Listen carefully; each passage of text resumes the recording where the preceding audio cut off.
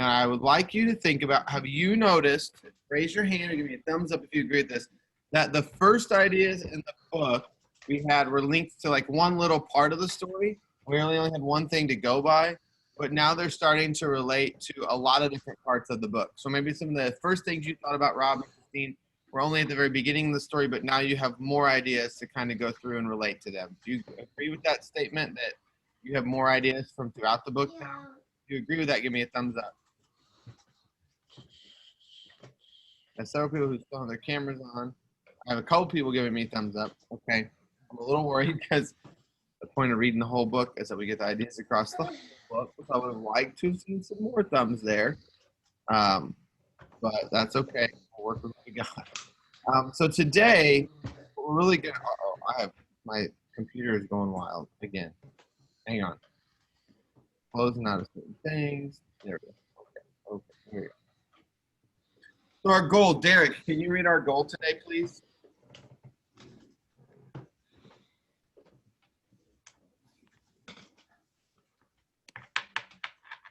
Derek, can you go ahead and unmute yourself and read the goal? Understand that when we build a central impression, we need to consider big life issues that relate to lots of people and lots of stories. Thank you. All right, so as readers, y'all, we kind of talked about that theme earlier this week, and we talked about it the last couple of days. When we build that central interpretation, that means kind of that main understanding of the book, we decide on one of a life lesson that we pertains to that book we're reading, and then we figure out what the book has to say about that life issue, or what the book teaches us about that life issue. And like when we say life issues, we mean things that come up for us or a challenge a lot of us face every day in life, or maybe throughout the school year we might face those challenges, and we learn from the book on how to address those ourselves challenges. So when we go to think about recognizing the central idea, we have to remember that authors of children's books, people who write books for kids on purpose, like Kate DiCamillo, Lemony Snicket, and other authors who write books for kids, they try to teach ways to respond to those issues and concerns that are important to you. Right? They want kids to get a message out of that book. They want kids to understand about that character and kids to build that interpretation. So it's up to your job as a kid to do that work, right? They don't come right out and tell you what they want you to learn. That's the point. They teach it in the story, but it's your job. They want you as kids to be able to understand it, right? So we're going to take a little bit further step forward with understanding these central ideas and these ideas that the author wants us to get, and we're going to really challenge ourselves to think about how the author might be asking us to do that work with their own story, right? So my first question is, are your ideas jumbled, right? Because there's a lot of times we probably feel like we aren't able to find any big issues in a book. We can't say, oh yeah, this is the life issue I think the book is trying to have me interpret, or I think this is the life issue that this author really wanted me to get a message from. That can be really hard to try to figure it out, right? So today we're going to kind of talk about some things you can do to help guide yourself into that right direction and think about one of those big life issues, right? So here's a couple of the strategies that you can try. The first thing you can do is that first bullet point. Clay, can you read that first bullet point where it says read on? Read on until you get to the end of this character learns about a big lesson. So sometimes you have to get to the end of the story before you really truly understand that life lesson. Sometimes you can start to see it at the beginning, middle, and other parts of the stories. Sometimes the author is really going to make you do the work to get all the way to the end. So sometimes you have to read on all the way until the end to do it. Eric, can you read that second one that starts with take common? Okay.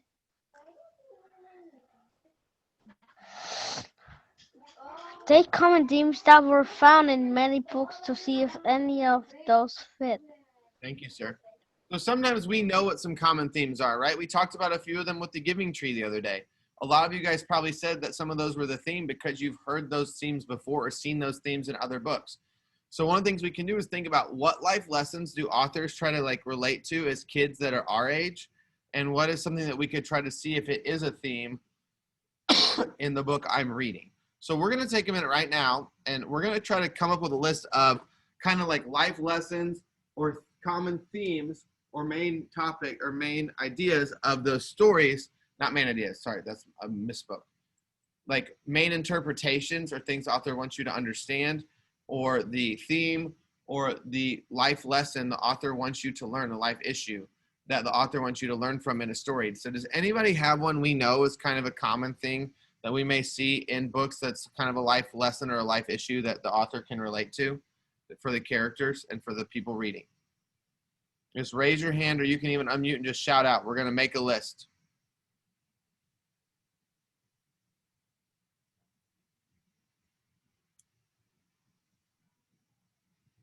Loneliness. Okay, thank you. So maybe loneliness is one.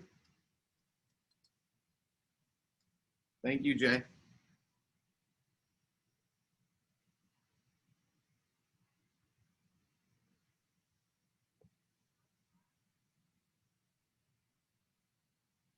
Sadness.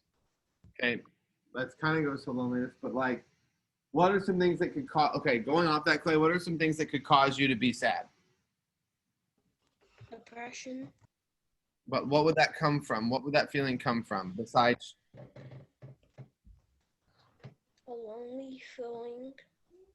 Okay, but what would cause us to feel loneliness or sadness in life? Things that would happen in life that would make us feel those ways. That's what we're kind of looking for, not just an emotion. Sadness is an emotion. Where does that? What are some life events that could create sadness? Something that happened that a person doesn't like. What's an example of that? You're on the right track.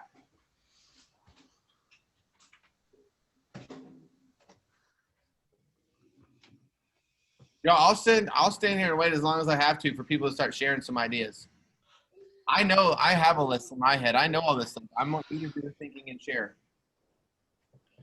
Some, like, you're sad, like, you could think about somebody died in your family, somebody. Losing someone, right? That's the yeah. All can relate to with the life issue that we have to learn from. Thank you. These don't all have to be based around sadness. What are some other things?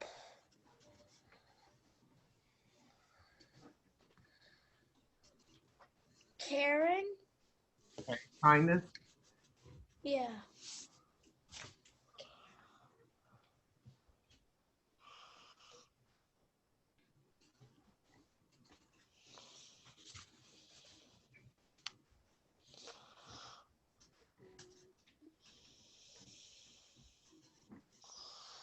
What are some other life issues that you all might have to deal with as kids? Things in your life that you might have to deal with and try to do. That's what we would have answered, but it's Tony's birthday. It's Tony's birthday.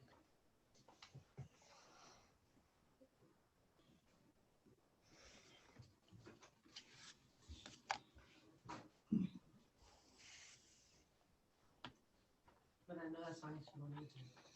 Yeah, yeah.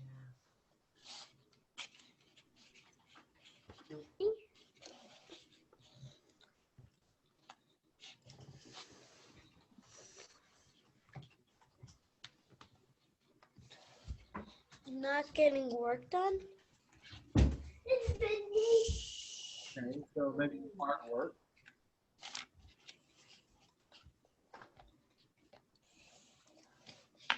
Work ethic. What about money? What about money? That life issue. No, I'm looking at it right now. Are you? So it could be like, I'm gonna put like a financial, Right here, and it's still white. like, you know, we kind of see that with Rob in the story, right? He doesn't have a good financial situation where he has to live in a hotel, so that's not a bad thought. What about things like this, guys? What do you have? What do people try to do when they move to a new school and they move to a new building? What do they have to do? Make friends. Not making friends or friendship. What's something else somebody might try to do in a school and they're different than other people? What might they try to Bullying. bullying could be one, a life issue that we have to deal with. Bullying. could be something like hitting it.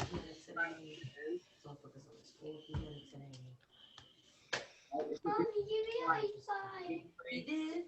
Yeah, he Aww. put his foot up and like Family. was going my hand, but he didn't. He put his Aww. foot up and then. So those are things that kids have to deal with all the time, and authors are going to put in the books, Oh and my some God, of those issues Mom. are going to go in the book Stretching. that they think they're going to try to have you learn from.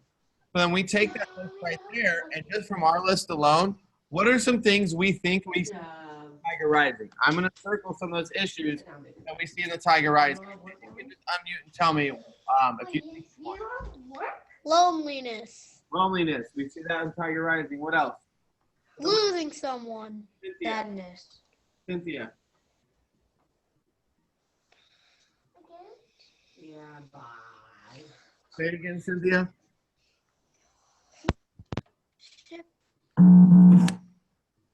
We still couldn't hear you. Try one more time. Nice and loud. Yell it. I know yelling it for you is like a normal talking voice. For me. Friendship. Friendship. Okay, thank you. What's another one? Go look at your screen. Somebody else. What's another one? We've heard from Jay and we've heard from Cynthia. Okay, then go on Lexia. CJ. Fitting Whatever in. you don't do right now, you're doing after when. Glory for Garland. CJ. What's another one we see in the Tiger Rising? Fitting in. Fitting in, right? Both for Sistine and for Rob. All right, who's got another one? There's definitely, I see at least two more up there that we could use for the Tiger Rising.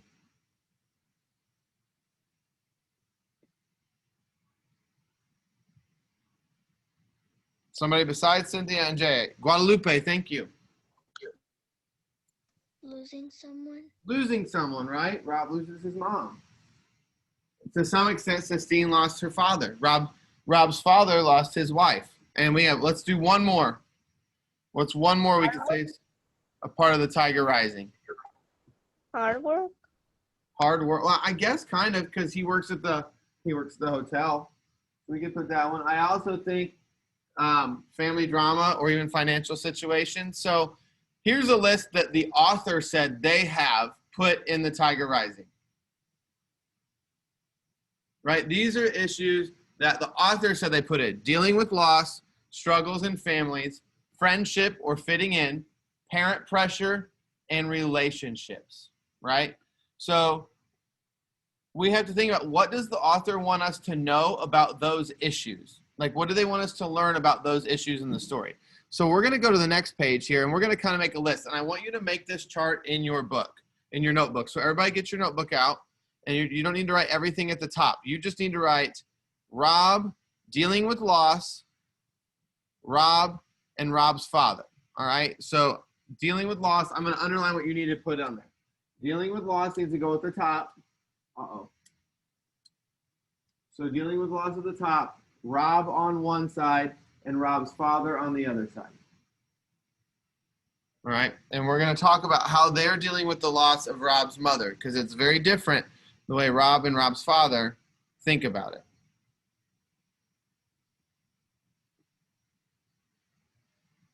So I'm going to give you about 2 minutes to make that chart, and then we're going to make a list of these two things.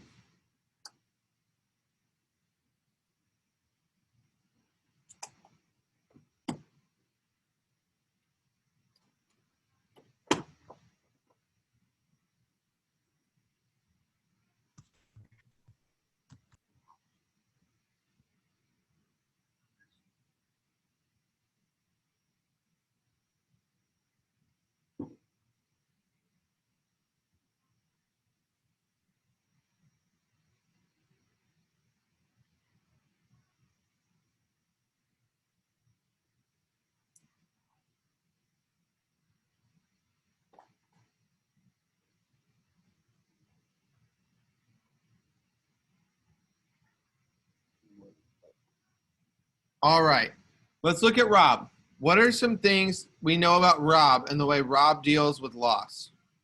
What are some things he does in the story that we can point to that show about how the author shows Rob dealing with losing his mother? What's something we could write on that side of the chart?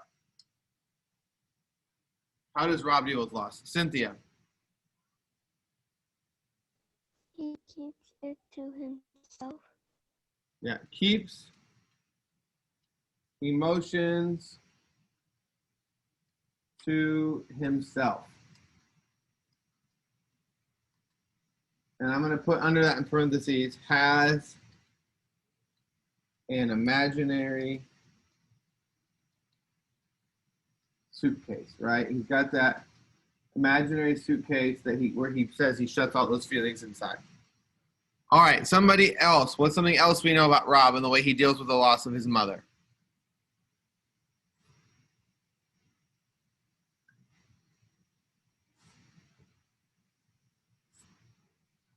Besides Cynthia.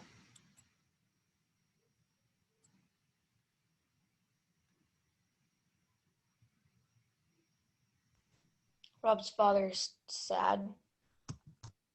Well, let's stick up. We could probably put that on both sides, right? But like, Rob's father's sad, but what does he say not to do?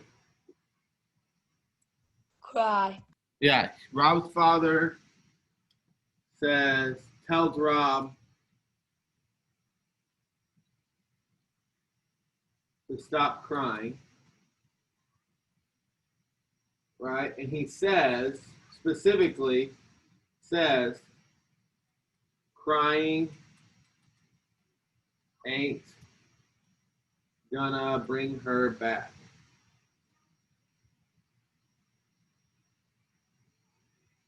So does his father show emotion? Does his father show that he's sad at all? Alex J shaking his head no, right? His dad doesn't show emotion. And that might be why, and the way he talks to Rob, might be why Rob feels like he can't show any emotion, that he has to keep his feelings inside because his father tells him to, right? And you want to do what your parents ask you to do. How does Rob really feel when he thinks about his mom, right? We see the scene where he thinks about laying under the tree and looking up at the leaves. When he talks about memories of putting up Christmas lights with his mom. Does he enjoy thinking about old memories of his mom? What do you guys think?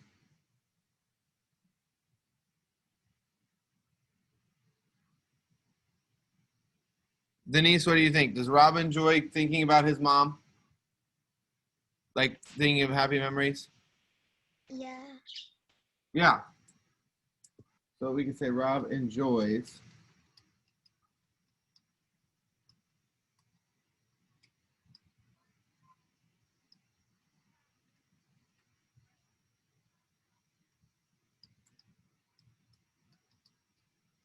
right. Every time he says he regrets it because he feels like he shouldn't do it, but every time we see him do it in the book, he does feel that little short time of happiness when he thinks about him. What's something Rob does that helps him kind of deal with stress or deals with when he's getting sad? A hobby that he has.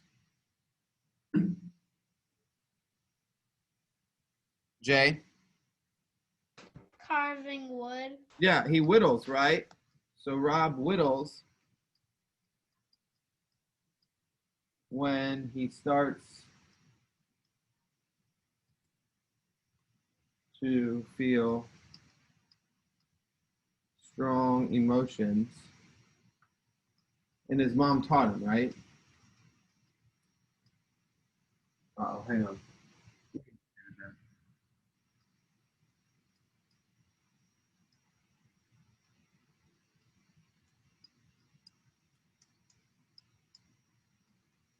I'm going to give you about 4 minutes to finish writing down what is on our chart, okay? So you have about 4 minutes to finish writing down what we have on that chart, and then we're going to move on.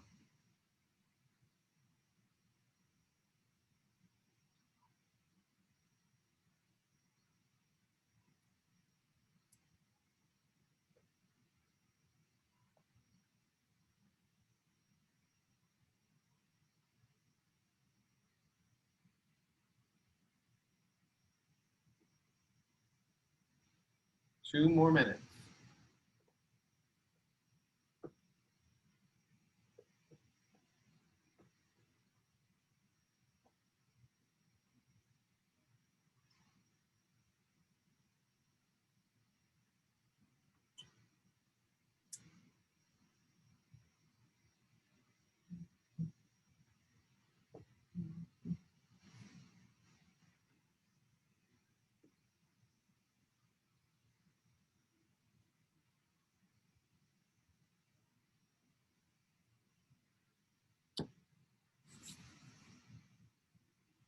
One more minute to finish writing things down. We're going to move on.